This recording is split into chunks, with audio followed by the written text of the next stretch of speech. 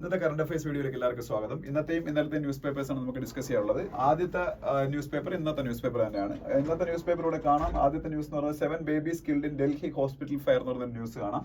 ഇതിന് സമാനമായിട്ടുള്ള മറ്റൊരു ന്യൂസ് കാണാം.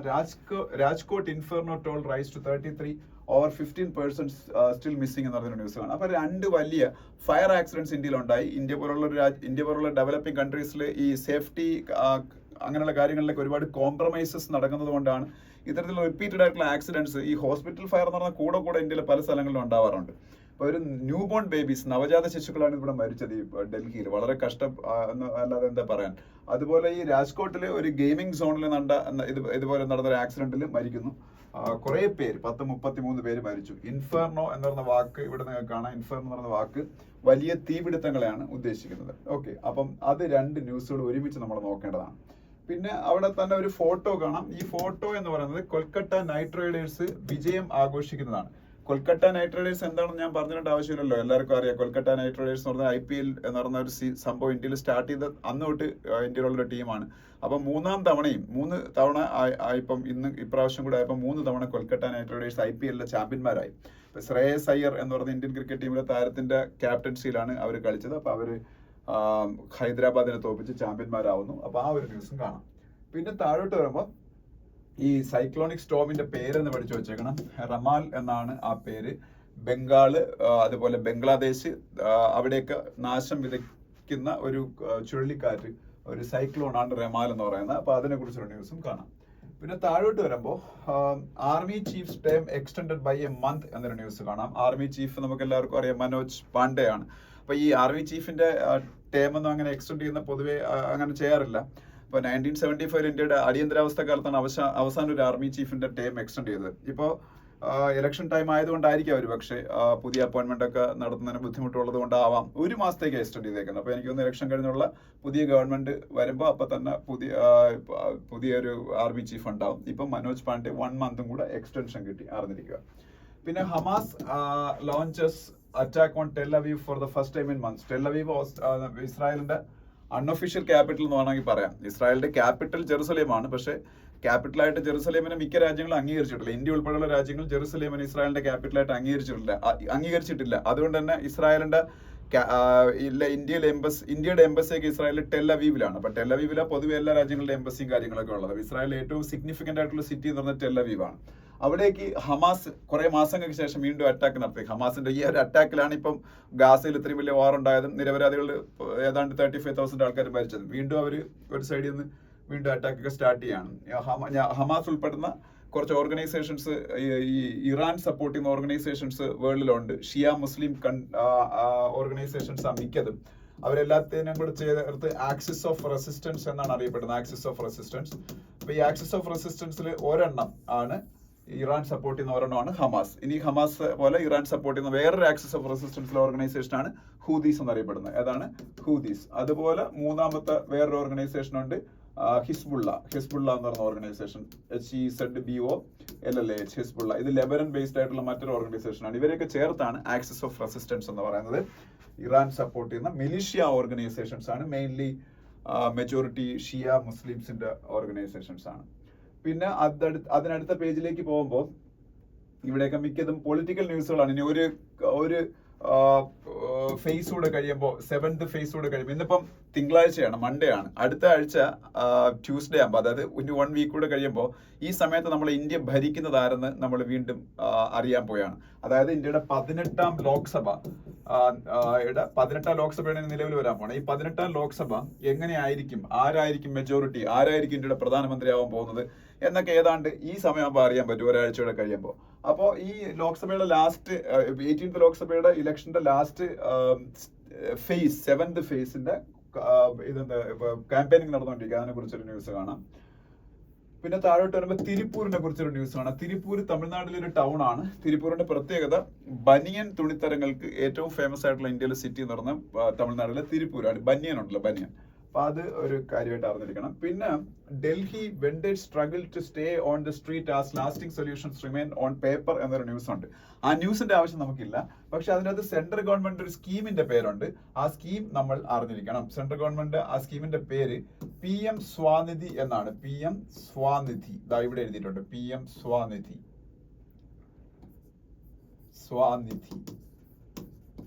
SVANIDHI, PM Svanidhi. ആ സ്കീമിന്റെ expansion prime minister street vendors Atmanirbhar Nidhi എന്നാണ്. Prime minister street vendors Atmanirbhar Nidhi എന്ന് പറഞ്ഞാൽ പേര് സൂചിപ്പിക്കുന്ന പോലെ സ്ട്രീറ്റ് വെൻഡേഴ്സ്, തെരുവ് കച്ചവടക്കാർക്ക് കൊളാട്രൽ ഫ്രീ ആയിട്ടുള്ള ലോൺസ് കൊടുക്കാൻ വേണ്ടിയുള്ള സ്കീമാണ്. കൊളാട്രൽ, അതായത് സെക്യൂരിറ്റി ഒന്നും ഇല്ലാത്ത ലോൺസ് അവർക്ക് കൊടുക്കുന്നുണ്ട് സെൻട്രൽ ഗവൺമെന്റ്. അതെങ്ങനെയാണെന്ന് ഇവിടെ പറയുന്നുണ്ട് നെക്സ്റ്റ് പാരഗ്രാഫില്. Scheme offers a loan of up to ₹10,000 under the first tranche. ആദ്യം 10,000 രൂപയാണ് കൊളാട്രൽ ഒന്നും ഇല്ലാതെ ഈ എലിജിബിൾ ആയിട്ടുള്ള സ്ട്രീറ്റ് വെൻഡേഴ്സിന് കൊടുക്കുന്നത്. 10,000 ബാങ്കുകളിൽ നിന്ന്. ഈ 10,000 12 മന്ത്സ് കൊണ്ട് ഒരു മുടക്കവും കൂടാതെ തിരിച്ചടച്ച് തീർക്കണം. അങ്ങനെ തിരിച്ചടച്ച് തീർത്താൽ 12 മന്ത്സ് കൊണ്ട് അത് അറിഞ്ഞിരിക്കണം. പിന്നെ 20,000 കൂടെ കൊടുക്കും. അത് നെക്സ്റ്റ് 18 മന്ത്സ് കൊണ്ട് അടച്ചു തീർക്കണം. ആദ്യം 10,000 കൊടുക്കും. That should be paid back within 12 months without any എന്താ പറയുക ഒരു ബാക്ക്ലോഗും ഇല്ലാതെ അടച്ചു തീർക്കണം. After that further an amount of 20,000 will be credited to their bank account by the concerned bank, and that should be paid within 18 months. 18 മന്ത്സിനകത്ത് തിരിച്ചടച്ചിരിക്കണം. അപ്പൊ അത് NPA എന്ന് ആവാതിരുന്നാൽ വീണ്ടും കൊടുക്കും ഒരു 50,000 കൂടെ, 50,000 കൂടെ. അത് 36 മാസം കൊണ്ട് 36 മന്ത്സ് കൊണ്ട് അടച്ചാൽ മതി. അപ്പൊ ആദ്യം 10,000, that should be paid within 12 months. After that they will get 20,000 rupees from the banks as a second tranche. That should be paid within 18 months. Once they completed that second എന്താണ് പറയുന്നത്, second ഈ repayment complete ചെയ്ത് കഴിഞ്ഞാൽ third ട്രാൻഷെ of amount അവർക്ക് കിട്ടും. that is 50,000 rupees, and that should be paid within 36 months. 36 മന്ത്സിനകത്ത് വെച്ച് complete ചെയ്യണം. അതിനാണ് PM സ്വാനിധി എന്ന് പറയുന്ന സ്കീം എന്ന് പറയുന്നത്. അപ്പോൾ അതിന്റെ expansion prime minister street vendors Atmanirbhar Nidhi എന്നാണ് ആ സ്കീമിന്റെ പേര്. അപ്പൊ അറിഞ്ഞിരിക്കുക. അപ്പൊ അത്രയാണ് അവിടെ പറയാനുള്ളത്. ബാക്കിയൊന്നും നമുക്ക് ആവശ്യമില്ല. അവിടെ നെക്സ്റ്റ് പേജിലേക്ക് പോകുമ്പോൾ അവിടെയും പ്രത്യേകിച്ചൊന്നും പറയാനില്ല. അവിടെ ഫുൾ റീജിയണൽ ലെവലിലുള്ള ന്യൂസുകളാണ്. ഇനി ഇവിടെ പറയാൻ കുറെ കാര്യങ്ങളുണ്ട്. ഒരു കാര്യം, നമ്മളുടെ ഫസ്റ്റ് എഡിറ്റോറിയൽ, പിന്നെ സെക്കൻഡ് എഡിറ്റോറിയൽ, പിന്നെ ഇവിടുത്തെ 2 ആർട്ടിക്കിൾസ് ഉണ്ട്. ആ ആർട്ടിക്കിൾസിൽ ഒരുപാട് കാര്യങ്ങൾ നിങ്ങളോട് പറയാനുണ്ട്. ഫസ്റ്റ് എന്ന് പറയുന്നത് അബ്സല്യൂട്ട് നമ്പേഴ്സ് എന്ന് പറയുന്ന എഡിറ്റോറിയലാണ്. ഈ അബ്സല്യൂട്ട് നമ്പേഴ്സ് എന്ന് പറയുന്ന എഡിറ്റോറിയൽ നമ്മൾ ഇലക്ഷൻ കമ്മീഷൻ ഓഫ് ഇന്ത്യയെ കുറിച്ചാണ്. ഇലക്ഷനെ കുറിച്ചല്ല, ഇലക്ഷൻ കമ്മീഷൻ ഓഫ് ഇന്ത്യയെ കുറിച്ചാണ്. ഇലക്ഷൻ കമ്മീഷൻ ഓഫ് ഇന്ത്യയെ കുറിച്ചാകുമ്പോൾ സ്വാഭാവികമായിട്ട് അത് ഇലക്ഷനുമായിട്ട് ബന്ധമാവും. അപ്പൊ ഇന്ത്യയിൽ ഇപ്പൊ ഇലക്ഷൻ കമ്മീഷൻ ഓഫ് ഇന്ത്യയായിട്ട് ബന്ധപ്പെട്ട് ഒരുപാട് കേസസ് സുപ്രീം കോർട്ടിൽ ADR കൊടുക്കുന്നു. ADR means association for democratic reforms. അവർ ലേറ്റസ്റ്റ് ആയിട്ട് കൊടുത്ത കേസുകളൊന്നും സുപ്രീം കോടതി അംഗീകരിച്ചില്ല. അവസാനം കൊടുത്ത കേസ് എന്ന് പറഞ്ഞാൽ 17C എന്ന് പറയുന്ന ഫോം 17C എന്ന് പറയുന്നൊരു സംഭവമുണ്ട്. ഫോം 17C ഇത് ബൂത്ത് ലെവലിൽ വോട്ടേഴ്സിന്റെ വോട്ട് ചെയ്തതിന്റെ ഡീറ്റെയിൽസ് അടങ്ങിയിരിക്കുന്ന സംഭവമാണ്. ഇത് ഇലക്ഷൻ കമ്മീഷന്റെ വെബ്സൈറ്റിൽ പ്രസിദ്ധപ്പെടുത്തണം എന്നുള്ളതായിരുന്നു ADRന്റെ ആവശ്യം. പക്ഷേ സുപ്രീം കോടതി തള്ളി. കാര്യം ഇലക്ഷൻ കമ്മീഷൻ ഓഫ് ഇന്ത്യ പറഞ്ഞു അതിനുള്ള വകുപ്പില്ല. നിയമപരമായിട്ട് പോളിംഗ് ബൂത്തുകളിൽ പാർട്ടികളുടെ കാൻഡിഡേറ്റ്സിന്റെ ബൂത്ത് ഏജന്റ്സ് കാണും, അവർക്ക് ഞങ്ങൾ ഇത് കൊടുക്കുന്നുണ്ട് 17C. അത് ആണ് നിയമത്തിൽ പറഞ്ഞങ്ങനെ അതേ പറ്റുള്ളൂ എന്ന് പറഞ്ഞു. ഇലക്ഷൻ കമ്മീഷൻ സുപ്രീം കോടതി അത് അംഗീകരിച്ചു. അപ്പൊ അതുകൊണ്ട് അത് തള്ളി. പക്ഷേ അപ്പം ഇലക്ഷൻ കമ്മീഷൻ ഓഫ് ഇന്ത്യ ഒരു കാര്യം പറഞ്ഞു, ഇന്ത്യയുടെ ഇലക്ഷന്റെ മുകളിൽ ഒരു കരിനിഴൽ വീഴ്ത്താൻ, ഒരു സംശയത്തിന്റെ നിഴൽ വീഴ്ത്താൻ ചില വെസ്റ്റഡ് ഇൻട്രസ്റ്റുകൾ, തൽപര കക്ഷികൾ പ്രവർത്തിക്കുന്നുണ്ട് എന്ന് പറഞ്ഞു. അപ്പം ഹിന്ദു അതിനെക്കുറിച്ചാണ് എഡിറ്റോറിയൽ എഴുതിയേക്കുന്നത്. ഇലക്ഷൻ കമ്മീഷൻ ഓഫ് ഇന്ത്യ അത് കൺസിഡർ ചെയ്യേണ്ട കാര്യം. ചില ആൾക്കാർ അങ്ങനെയുള്ളവർ കാണും, ഒരു പക്ഷേ മനഃപൂർവ്വം ഇലക്ഷൻ കമ്മീഷൻ ഓഫ് ഇന്ത്യയെ കരിവേരി തേക്കാൻ ശ്രമിക്കുന്നവർ കാണാം. പക്ഷേ still it is a duty of election commission of India to conduct elections in a 100% transparent manner. അപ്പൊ 100% ട്രാൻസ്പെറന്റ് മാനർ എന്ന് പറയുമ്പോഴത്തേക്ക് പബ്ലിക്കിന്റെ മൈൻഡിൽ എന്തെങ്കിലും ഒരു ഡൗട്ട് ഉണ്ടാവാൻ ചാൻസ് ഉള്ള ഒരു സാഹചര്യം ഉണ്ടാവാൻ പാടില്ല. അപ്പൊ അതുകൊണ്ട് ഇപ്പൊ ഇലക്ഷൻ കമ്മീഷൻ ഓഫ് ഇന്ത്യ ഇപ്പൊ ഒരു കാര്യം ചെയ്തു. ഇപ്പൊ കഴിഞ്ഞ ദിവസം, അതാണ് ഈ എഡിറ്റോറിയലിന്റെ കാരണം, ഇതുവരെ നടന്ന 6 ഫേസസിന്റെയും കംപ്ലീറ്റ് വോട്ടേഴ്സ് വോട്ട് ചെയ്തതിന്റെ ഫുൾ ഡീറ്റെയിൽസ് അവരിപ്പം വെളിപ്പെടുത്തി.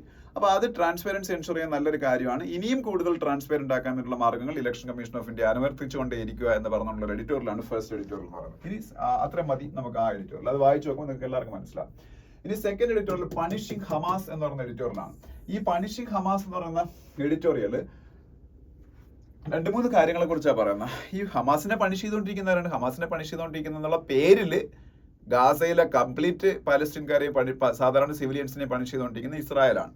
അപ്പൊ ഇസ്രായേലിന് അഗേൻസ്റ്റ് ആയിട്ട് 2-3 അഡ്വേഴ്സ് റിമാർക്സ് ഇപ്പോൾ ഉണ്ടായി. അതിൽ 2-3 അഡ്വേഴ്സ് ആയിട്ടുള്ള ഇവന്റ്സ് വേൾഡിൽ ഒക്കെ ചെയ്തു. First one is adverse criticism by ICJ, international court of justice against Israel. അത് റാഫേൽ ഇസ്രായേൽ നടത്തിക്കൊണ്ടിരിക്കുന്ന invasion should be stopped immediately. അത് ഒരു ജിനോസൈഡ് അല്ലെങ്കിൽ വംശഹത്യയായി മാറിക്കൊണ്ടിരിക്കുകയാണ് എന്നാണ് ICJ പറഞ്ഞത്. ICJ അങ്ങനെ പറയാനുണ്ടായ സാഹചര്യം സൗത്ത് ആഫ്രിക്ക എന്ന് പറഞ്ഞ കൺട്രി ICJയിൽ നമ്മളുടെ ഇസ്രായേലിന്റെ അഗേൻസ്റ്റ് ആയിട്ട് കേസ് കൊടുത്തുകൊണ്ടാണ്. ജീനോസൈഡ് എന്നുള്ള പേരാണ്. ആരാ കൊടുത്തത്? പഠിച്ചു വെച്ചേക്കണം, സൗത്ത് ആഫ്രിക്ക. അവരാണ് ICJയിൽ കേസ് കൊടുത്തത്. അപ്പൊ ICJയും ICCയും, ICJ കഴിഞ്ഞു, അപ്പൊ ICC വന്നു. ഈ ICCയിലും നമ്മളുടെ ഇസ്രായേലിനെതിരെയും ഹമാസിനെതിരെയും കേസുണ്ട്. അപ്പൊ ICCയിലെ ചീഫ് ആയിട്ടുള്ള ഒരു പ്രോസിക്യൂട്ടർ ഈ ഇസ്രായേലിന്റെ പ്രൈം മിനിസ്റ്റർ ബെഞ്ചമിൻ നെതന്യാഹു, അതുപോലെ ഇസ്രായേലിന്റെ ഡിഫൻസ് മിനിസ്റ്റർ യോവ് ഗാലന്റ് എന്ന് പറഞ്ഞ ആളുണ്ട്, അയാള്, അതുപോലെ ഇസ്മായിൽ ഹാനിയ എന്ന് പറയുന്ന ഹമാസിന്റെ ലീഡർ, വേറെ ഹമാസിന്റെ മറ്റു 2 ലീഡേഴ്സ്, അങ്ങനെ മൊത്തം 5 പേർക്കെതിരെ യുദ്ധ കുറ്റവാളികളായിട്ട് അവരെ കുറ്റം ചുമത്താനുള്ള അനുമതി ഈ ICCയോട് തേടിയിരിക്കുകയാണ്. അപ്പൊ അതും ഇസ്രായേലിന്റെ ഒരു തിരിച്ചടിയാണ്.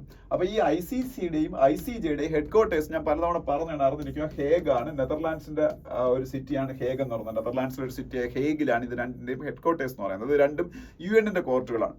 അപ്പൊ അങ്ങനെ ഇരിക്കുമ്പോൾ ഇത് രണ്ടും ഇസ്രായേലിന് തിരിച്ചടിയാണ്. ഇതിന് കൂടെ 3ാമതൊരു തിരിച്ചടി കിട്ടുന്നു. ഇസ്രായേലിനെ ട്രഡീഷണലി സപ്പോർട്ട് ചെയ്യുന്ന രാജ്യങ്ങളാണ് വെസ്റ്റേൺ കൺട്രീസ് എന്ന് പറയുന്നത്, പാശ്ചാത്യ രാജ്യങ്ങൾ. ഈ വെസ്റ്റേൺ കൺട്രീസ്, യൂറോപ്യൻ യൂണിയനിലൊക്കെയുള്ള രാജ്യങ്ങളെല്ലാം ഇസ്രായേലിനെ സപ്പോർട്ട് ചെയ്യുന്നത്. Out of those countries 3 countries openly revolted against Israel. Those 3 countries are Spain, Norway and Ireland. അവർ തീരുമാനിച്ചു അവര് പാലസ്തീനെ ഒഫീഷ്യലി റെക്കഗ്നൈസ് ചെയ്യാൻ പോകുന്നതാണ്. പാലസ്തീനെ ഒഫീഷ്യലി ഇതുവരെയ്ക്കും UN പോലും റെക്കഗ്നൈസ് ചെയ്തിട്ടില്ല. പക്ഷേ ഇതൊരു സിംബോളിക് ആയിട്ട് these 3 countries are going to recognise Palestine. അത് ഇസ്രായേലിന്റെ വലിയൊരു തിരിച്ചടിയാണ്.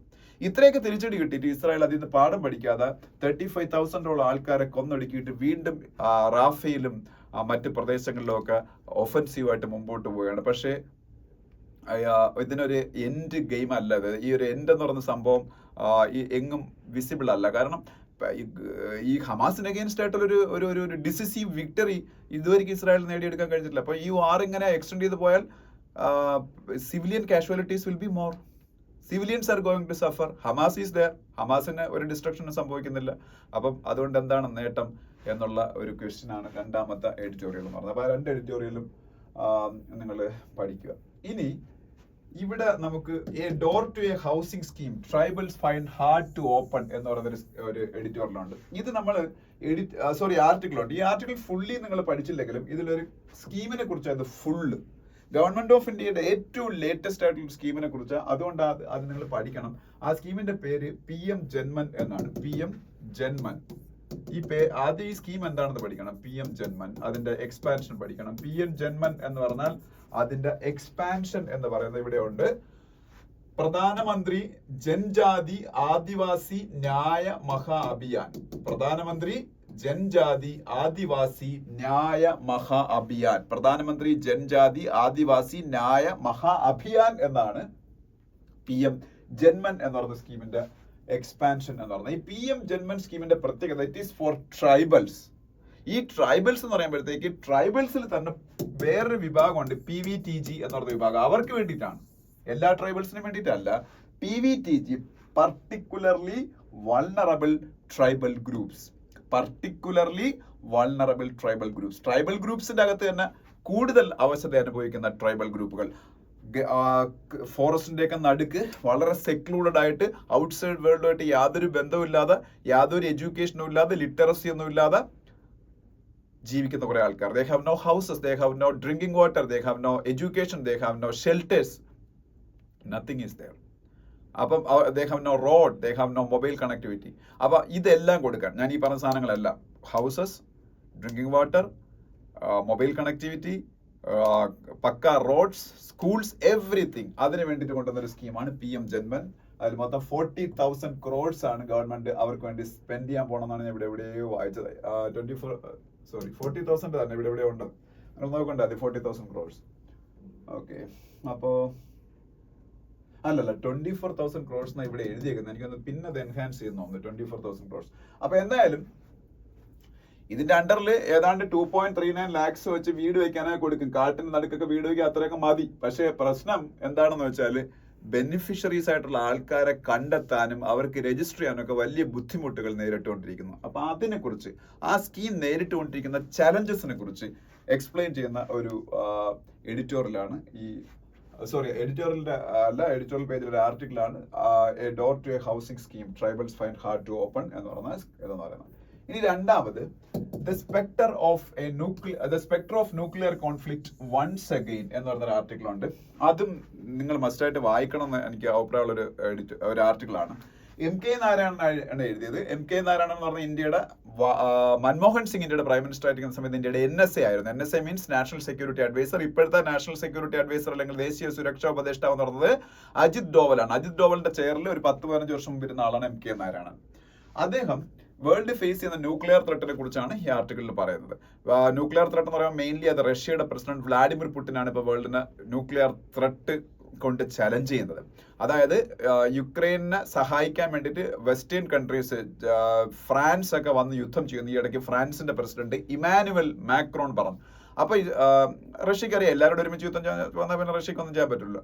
അത്തരം ഒരു സാഹചര്യം ഉണ്ടായാൽ ന്യൂക്ലിയർ ആംസ് യൂസ് ചെയ്യാൻ മടിക്കില്ല എന്നാണ് റഷ്യൻ പ്രസിഡന്റ് അത് ഈ ഇടയ്ക്ക് പറഞ്ഞത്. അപ്പൊ അത് ഓപ്പൺ ത്രെട്ടായിട്ട് അദ്ദേഹം പറഞ്ഞേക്കുക. So there is a chance for a nuclear conflict once again in the world എന്നാണ് അദ്ദേഹം പറഞ്ഞേക്കുന്നത്. പക്ഷെ ഇതല്ല നമ്മൾ ഇത് പഠിക്കാനുള്ളത്. ഇതിനകത്ത് അങ്ങനെ തുടങ്ങിയിട്ട് ഇതിന്റെ ഇടയ്ക്ക് കൊണ്ടുവച്ചിട്ട് ഫുൾ ഇന്ത്യയെ കുറിച്ചാണ് അദ്ദേഹം ഇത് ഡിസ്കസ് ചെയ്തേക്കുന്നത്. ഇന്ത്യയെ കുറിച്ച് ഡിസ്കസ് ചെയ്യാനുള്ള കാരണം ഞാൻ പറഞ്ഞുതരാം. ഇന്ത്യ 1970s 1972 കണ്ടാണെന്ന്, അത് കഴിഞ്ഞ് 1998 ഈ 2 തവണ ന്യൂക്ലിയർ എക്സ്പെരിമെന്റ്സ് നടത്തിയിട്ടുണ്ട്, ന്യൂക്ലിയർ എക്സ്പ്ലോഷൻ നടത്തിയിട്ടുണ്ട്. ബുദ്ധ സ്മൈൽസ് എന്നുള്ള പേരിൽ 1970s ഇന്ദിരാഗാന്ധിയുടെ പീരീഡിലും ബുദ്ധ സ്മൈൽസ് എഗെയിൻ എന്നും പറഞ്ഞ് വാജ്പേയിയുടെ, ഇതാ കോഡ് നെയിം ആയിരുന്നു ഇന്ത്യയുടെ ന്യൂക്ലിയർ എക്സ്പെരിമെന്റിന്റെ, വാജ്പേയിയുടെ പീരീഡിലും നടത്തി. കലാമൊക്കെയാണ് അതിന് നേതൃത്വം കൊടുത്തത് വാജ്പേയിയുടെ പീരീഡിൽ. ഇതിന്റെ പേരിൽ ഇന്ത്യക്ക് എഗെയിൻസ്റ്റ് ആയിട്ട് സാങ്ഷൻസ് ഒക്കെ ഏർപ്പെടുത്തി. പക്ഷേ ഏതാണ്ട് 2008 ഒക്കെ ആയപ്പോൾ മൻമോഹൻ സിംഗ് പ്രൈം മിനിസ്റ്റർ ആയിരിക്കുന്ന സമയത്ത് ഇന്ത്യക്ക് എഗെയിൻസ്റ്റ് ആയിട്ടുള്ള ന്യൂക്ലിയർ ആയിട്ടുള്ള അതുമായിട്ട് ബന്ധപ്പെട്ട സാങ്ഷൻസ് എല്ലാം US പിൻവലിക്കുകയാണ്. അതിന്റെ കാരണം ഇന്ത്യയും US തമ്മിൽ ഒരു സിവിലിയൻ ന്യൂക്ലിയർ എഗ്രിമെന്റ് ഉണ്ടാക്കി. ഇന്ത്യ US തമ്മിൽ ഒരു സിവിലിയൻ ന്യൂക്ലിയർ എഗ്രിമെന്റ് ഉണ്ടാക്കി. ഇന്ത്യക്ക് ഒരു രാജ്യങ്ങളുമായിട്ടും സിവിലിയൻ ന്യൂക്ലിയർ എഗ്രിമെന്റ് ഉണ്ടാക്കാൻ പറ്റൂലായിരുന്നു. കാരണം എന്ന് വെച്ചാൽ ഒരു രാജ്യവുമായിട്ട് സിവിലിയൻ ന്യൂക്ലിയർ എഗ്രിമെന്റ് ഉണ്ടാക്കണമെങ്കിൽ ആ രാജ്യം ഈ 2 എണ്ണം സൈൻ ചെയ്തിരിക്കണം. ഒന്ന് NPT means non proliferation treaty. NPT എന്താണ്? Non proliferation treaty. ഇതൊരു ട്രീറ്റിയാണ്, ഒരു ഗ്ലോബൽ ട്രീറ്റി NPT. രണ്ടാമത്തത് CTBT-ലും സൈൻ ചെയ്തിരിക്കണം. CTBT means comprehensive test ban treaty. CTBT is comprehensive test ban treaty, NPT is known proliferation treaty.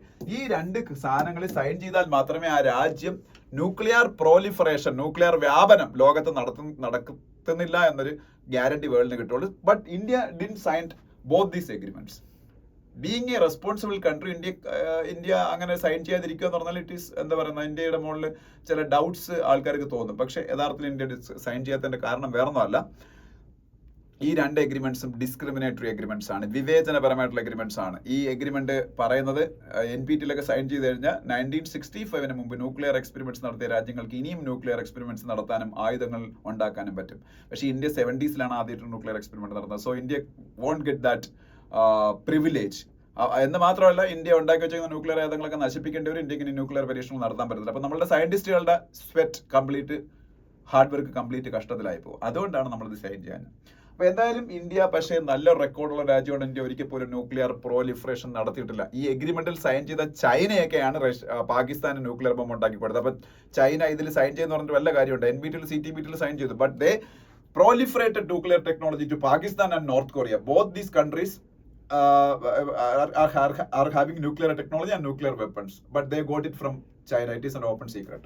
അപ്പൊ ഇത് proliferate ചെയ്യൂല എന്ന് പറഞ്ഞ എഗ്രിമെന്റ് സൈൻ ചെയ്തവരാണ്. പക്ഷേ India did sign this NPT and CTBT, but India never proliferated nuclear technology or nuclear arms to any of the countries in the world. So our record is outstanding as compared to some of the signatories of these agreements. ഇത് consider ചെയ്തിട്ടാണ് US ഇന്ത്യയുമായിട്ട് civilian nuclear agreement ഉണ്ടാക്കാൻ തീരുമാനിച്ചത്. അപ്പൊ സ്വാഭാവികമായിട്ട് ഇന്ത്യയായിട്ട് അവർക്ക് nuclear agreement ഉണ്ടാക്കാൻ പറ്റത്തില്ല. കാര്യം എന്താണ്? ഇന്ത്യ ഇതിൽ സൈൻ ചെയ്യാത്തതുകൊണ്ട് ഇന്ത്യ എത്ര നല്ലതെന്ന് പറഞ്ഞിട്ട് കാര്യമില്ല, പക്ഷേ എഗ്രിമെന്റ് സൈൻ ചെയ്യാൻ പറ്റില്ല. അപ്പൊ അവരെന്ത് ചെയ്യുന്നു വെച്ചാൽ US മറ്റു രാജ്യങ്ങളായിട്ട് ന്യൂക്ലിയർ അഗ്രിമെന്റ് ഉണ്ടാക്കുന്ന 1-2-3 അഗ്രിമെന്റ് എന്നുള്ള പേരിൽ അറിയപ്പെടുന്നത്. ഏത് രാജ്യവുമായിട്ട് US സിവിലിയൻ ന്യൂക്ലിയർ അഗ്രിമെന്റ് ഉണ്ടാക്കിയാൽ അതിന് 1-2-3 അഗ്രിമെന്റ് എന്ന് അറിയപ്പെടുന്നത്. അതിന്റെ കാരണം US ലോസിന്റെ അകത്ത്, ഈ ഫെഡറൽ ലോസിന്റെ അകത്ത് സെക്ഷൻ 1-2-3 ഈ അഗ്രിമെന്റുകളെ കുറിച്ച് പ്രതിപാദിക്കുന്നത്. അതുകൊണ്ട് അത് ബേസ് ചെയ്ത് ഉണ്ടാക്കുന്ന അഗ്രിമെന്റ്സിനല്ല 1-2-3 അഗ്രിമെന്റ് എന്ന് അറിയപ്പെടുന്നത്. അതുകൊണ്ടാണ് ന്യൂക്ലിയർ അഗ്രിമെന്റ് US ഏത് രാജ്യമായിട്ട് ഉണ്ടാക്കിയാൽ 1-2-3 അഗ്രിമെന്റ് എന്ന് അറിയപ്പെടുന്നത്. ഇന്ത്യക്ക് സ്പെസിഫിക് ആയിട്ട് ഒരു അമെന്റ്മെന്റ് US കോൺഗ്രസിന്റെ അകത്ത് കൊണ്ടുവരികയാണ്. കാര്യം ഇന്ത്യ ഇതിൽ സൈൻ ചെയ്തിട്ടില്ലാത്തതുകൊണ്ട് ഇന്ത്യക്ക് വേണ്ടി ഒരു അമെന്റ്മെന്റ് കൊണ്ടുവന്നു. അതിന് ഹൈഡ് ആക്ട് എന്നുള്ള പേരിൽ അറിയപ്പെടും. ഹെൻറി ഹൈഡ് എന്ന് പറയുന്ന ഒരാളാണ് ആ അമെന്റ്മെന്റ് കൊണ്ടുവന്നത്. അതുകൊണ്ടാണ് അതിന് ഹൈഡ് ആക്ട് എന്നറിയപ്പെടുന്നത്. Hide act. ഈ ഹൈഡ് ആക്ടിന്റെ ബേസിൽ US ഇന്ത്യയുമായിട്ട് സിവിലിയൻ ന്യൂക്ലിയർ അഗ്രിമെന്റ് ഉണ്ടാക്കുകയാണ്.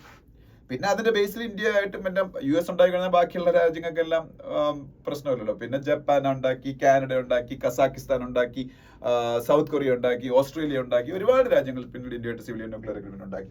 അതിനെക്കുറിച്ചാണ് ആക്ച്വലി ഈ ആർട്ടിക്കിളിൽ പിന്നെ ഫുൾ പറയുന്നത്. അപ്പൊ ഇന്ത്യയെ കുറിച്ചാണ് കൂടുതൽ അത് പറഞ്ഞത്. പിന്നെ അതിൽ NSG കുറിച്ച് പറയുന്നുണ്ട്. NSG എന്താണെന്ന് അറിഞ്ഞിരിക്കണം. ഇന്ത്യക്കകത്തൊരു NSG ഉണ്ട്. അത് നാഷണൽ സെക്യൂരിറ്റി ഗാർഡാണ്. ബ്ലാക്ക് കാറ്റ് കമാൻഡോകൾ നമ്മൾ വിളിക്കുന്ന, കരിമ്പൂച്ചകൾ നമ്മൾ വിളിക്കുന്ന NSG നാഷണൽ സെക്യൂരിറ്റി ഗാർഡ്. പക്ഷെ ആ NSG അല്ല ഈ NSG എന്ന് പറഞ്ഞാൽ. ഈ NSG എന്ന് പറഞ്ഞാൽ ന്യൂക്ലിയർ സപ്ലയേഴ്സ് ഗ്രൂപ്പ്. അതൊരു ഗ്ലോബൽ ഓർഗനൈസേഷൻ ആണ്. അതിനകത്ത് നമുക്ക് എൻട്രി കിട്ടിക്കഴിഞ്ഞു. ഇതൊരു ഇന്ത്യക്ക് എൻട്രി കിട്ടിയിട്ടില്ല. ഇന്ത്യക്ക് എൻട്രി കൊടുക്കാൻ വേണ്ടി ആവുന്നുണ്ട് ശ്രമിച്ചു. പക്ഷേ China is a member of that group. China is opposing India's entry into NSG, citing these things. India is not a signatory of NPT and India is not a signatory of CTBT. So NPT signature and CTBT signature are the prerequisites for joining the NSG, but India is not fulfilling those criteria. So we cannot give any exemption to India. If we are giving exemption to India, then Pakistan should also be entered into this group എന്നാണ് China പറയുന്നത്. പക്ഷേ പാകിസ്ഥാനെ കയറ്റാൻ വേറെ ഒരു രാജ്യത്തിന് താല്പര്യമില്ല. അതുകൊണ്ട് എന്തായാലും ടെക്നിക്കലി യവന്മാർ ചൈനക്കാർ ഇന്ത്യയെ ഇതാക്കി വെച്ചേക്കുക. അതുകൊണ്ടാണ് ഇന്ത്യക്ക് NSGയിൽ മെമ്പർഷിപ്പ് കിട്ടാത്ത. US മറ്റു രാജ്യങ്ങളെല്ലാം ഇന്ത്യ എൻട്രി കൊടുക്കാൻ വേണ്ടി അതിനെ സപ്പോർട്ട് ചെയ്യുന്നുണ്ട്. NSG ന്യൂക്ലിയർ സപ്ലയേഴ്സ് ഗ്രൂപ്പ്, അത് അറിഞ്ഞിരിക്കുക. അതിൻ്റെ അകത്തുണ്ട് NSGയുടെ ഹെഡ്ക്വാർട്ടേഴ്സ് ലണ്ടൻ ആണ്. ലണ്ടൻ NSGയുടെ ഹെഡ്ക്വാർട്ടേഴ്സ്. അതൊരു ഗ്ലോബൽ ഓർഗനൈസേഷൻ ആണ്. അപ്പൊ അതൊക്കെയാണ് ഈ ഗ്രൂപ്പ് ഇതിൻ്റെ അകത്ത്, ഈ ആർട്ടിക്കിളിൻ്റെ അകത്ത് പറയുന്നത്. ഓക്കെ, ഇനി നെക്സ്റ്റ് പേജിലേക്ക് പോകും. നെക്സ്റ്റ് പേജിലേക്ക് പോകുമ്പോൾ